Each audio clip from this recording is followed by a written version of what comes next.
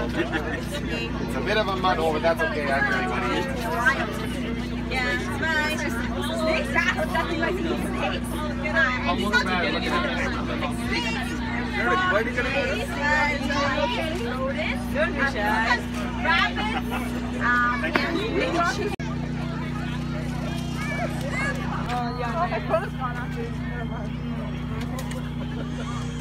and so this is Indiana, and Indiana is a hawk we call a red-tailed hawk.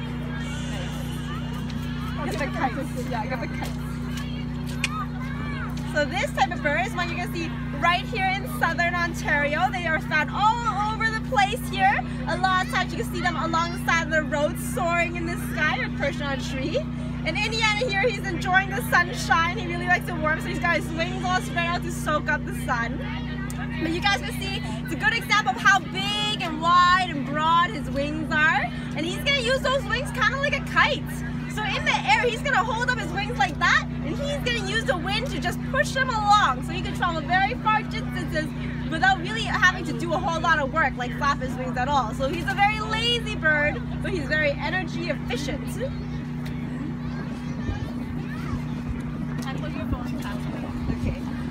Oh, it's a little bit windy now. Look at him, it's sorry. Huh? Oh no. Oh, I will stay by the edge just to grab.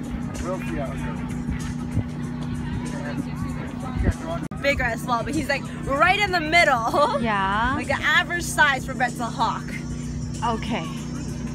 So he is one of the larger hawk species you have in Ontario. We do have some hawks that are smaller than this. Okay. Yeah, these guys are very common here in southern Ontario. Right. And they're of course named for their bright red tail. You can see some of the color peeking through underneath there. So his tail's red, and it's even more red behind him, but he usually doesn't like people behind him. Okay. You can see some of the color peeking through between his legs there. And of course it's a little bit tricky because some red-tailed hawks actually don't have red tails. So in their first year of life, the red-tailed hawks actually have brown tails that have stripes on them. And then when they go into their second year, they're going to molt their feathers, they're going to lose their juvenile feathers and grow in nice new adult ones, which include that bright red tail you see. Now if you see one of a hawk like these guys soaring in the sky without a red tail, there are some clues to give you a hint as to whether it is a red-tailed hawk or not. So one of the biggest things I look for is behavior. These guys are kind of lazy flyers. They don't like to flap their wings too much or go very fast. But you'll see he's sunning right now, so he has his wings up. You see his wings are big and broad and round. And he's gonna use those wings to soar in the sky, kind of like a kite. So he's just gonna open his wings and hold them open like this and let the wind and the air thermals do all the work. Oh, he's gonna do something fun now. Oh my god. Good boy, hey? Can he understand you? No, these guys are not very smart. So birds like hawks and falcons and owls and eagles, they're kind of dumb. They're not too smart. Okay. They're not, if you're talking about smart birds, we're talking about birds like crows and parrots and things like that. But these guys aren't too smart. But that's okay, you know, when I say this, everybody's like, oh Kitty, you're so mean calling your birds stupid. But you know what, it's okay.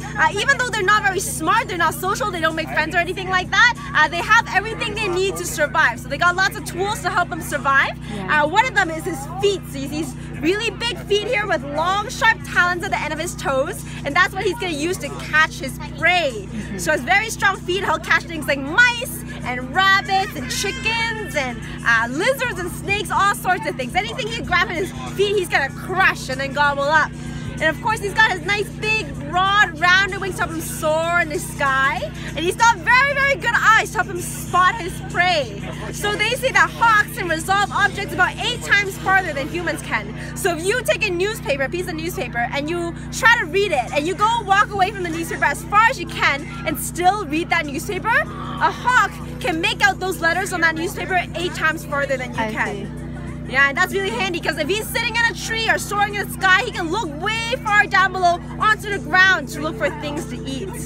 Is he your pet? No, so he's not a pet, he's a working animal. He's a part of a program called Wild Ontario. We're based on the University of Guelph, and we keep non-releasable birds of prey to help teach people a little bit about nature and wildlife. And all our birds are with us because they can't survive in the wild by themselves anymore. I see. So Indiana here, he actually was found in a field a number of years ago. He was found in a field out in the wild, really sick and skinny and not doing very well. and with wire around his legs. So he took him to a rehabilitation center, kind of like a hospital for wild animals. And there they took one look at him and decided that he can't go back into the wild anymore because he was too used to humans. He didn't seem to be very scared of humans, and that's a very bad thing to do. That's not how a normal bird should behave. Because, for example, if you see a robin out in the wild and you try to go up to it, they should fly away. They should be scared of people. But what they think happened was someone probably stole Indy illegally from the wild to be kept as a pet or a falconer's bird, and they didn't know what to do with him. They didn't know how to care for him properly, and they probably weren't supposed to keep him anyways.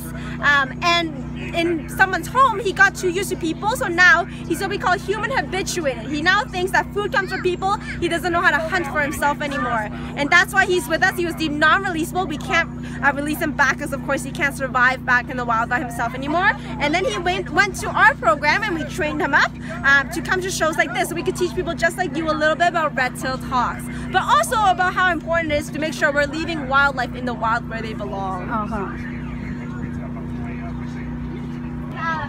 But some of the best things to look out for is the behavior. So this is kind of a lazy flying bird. Instead of going very fast or flapping their wings a lot, instead they got these big, broad, rounded wings that they're just gonna open like this and let the air do all the work. They love to ride on what we call hot air thermals. So if you guys can imagine, especially on a nice summer day like this, the sun's gonna beat down on the earth and it's gonna make the earth really warm. Now you can see this even in your home, because in the summertime, if you step onto your driveway and the sun's shining down on it, it gets really, really hot. And what happens is this hot ground makes the air above it really hot as well. In what direction does hot air go? Do you know? No. Hot air goes up. It always travels up. So if we get a pocket of hot air and that goes up, this kind of becomes kind of like a hot air elevator. We call this a hot air thermal, this column of rising hot air. And red-tailed hawks, just like Indiana here, he's really good at fighting these hot air thermals, and he's gonna open his wings nice and wide right over the thermal, and the hot air is gonna push him way up in the sky. He's gonna ride that hot air elevator all the way to the top floor. And when he reaches the top of that hot air thermal, all he needs to do is point his beak to where he wants to go and then glide on down. And when he gets to the ground, he's gonna go way up on another hot air thermal again and then glide down. So that means he can ride up and then glide down and ride and glide and ride and glide for very long distances without having to do a whole lot of work like flap his wings. So he's a bit of a lazy bird, but it works out really well for him. And their feathers are really stiff and smooth. They can come through the air. Thank you for asking. We can't touch any of our birds because they're what we call non-social animals. So hawks and falcons and eagles and owls and all those types of birds, they're non-social, which means that in the wild, they like to live by themselves. They don't really like to cuddle with another animal or anything like that. They think that's really scary. So even if I've known Indy, I've known Indy for 4 years now, and even if I've known him and worked with him for so long and he trusts me not to hurt him, if I try to reach over and pet him right now, he gets really scared. So we don't pet any of our birds, and we don't let anybody pet our birds either. But you can take a good close look at him. He's pretty cool, and you can touch that wing over there if you like. So that's a wing of a red-tailed hawk. So that's exactly what Indiana will feel like. Is this a real wing? It sure is, yeah. It looks plastic. Looks a little bit plastic. Yeah, wings are weird. Birds, they have to be really, really light.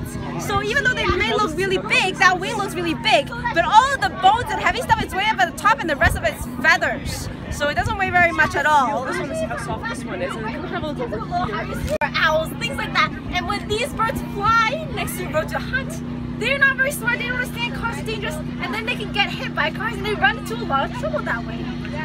Thankfully, though, you know, I think of all the problems that our wildlife face, this is one of the easiest ones to fix. Because if we all learn not to litter, I'm sure none of you guys litter, but if you go home and tell your friends and family not to litter, then that can go a really long way. Something as easy as that can go a really long way into helping birds just like those. And some people can even take it a step further. If you help clean up the roadside, pick up garbage, that can do a lot of good, which I think is really important for people to know. You'll help birds just like Elsmere. I think that's very important. She's a very cool bird. Okay, you'll tell your friends, I'm not going to take Exactly, it. that would be awesome. You have to talk to your friends about it, okay? A lot today. Thank you. You want a picture with the bird? Would come back anyways.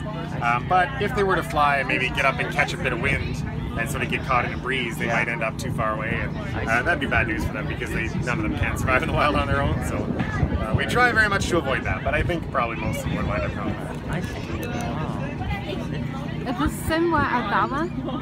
It's a different kind of bird. So that is a hawk. Indy is a red-tailed hawk, and Elsie here is a gyr falcon. What's the main difference between the hawk and the falcon? It's actually kind of a tricky question because they're not really related to each other. They're very different birds, but they're actually a lot the same in a lot of different ways. And if you were to really pick one thing, the big difference, I guess, is in the shape of their wing. So if we see a hawk, their wings are like big and rounded like that one, and then falcons have narrow pointed wings like that one. And so if you see a bird soaring around in the sky and it's got big round wings, it's more likely a hawk, and if it's got nice little pointy wings, more likely a falcon. That's really the one big difference. Because even though they're not really closely related to each other, they're kind of the same in a lot of ways. So it's actually kind of a tricky question. Okay, thank you. Yeah. And in general, falcons are built for speed. That's what these pointy wings get you. They make you fast. Most hawks are built for sort of soaring around. I see. Yeah. And it's not just owls. So you can see Einstein here if you want. So Einstein here is a great horned owl. One of the bigger owls you can find around here. You can find them definitely around this area in the Courtwright Forest for sure. They like nice foresty areas and trees. If you look at her feathers there, you can see they look a bit like bark, right? And that helps them camouflage, because these guys will sleep during the day. They love hunting around dusk and dawn hours are the best times for hunting. But then during the day, they need a good day's sleep to be ready for that.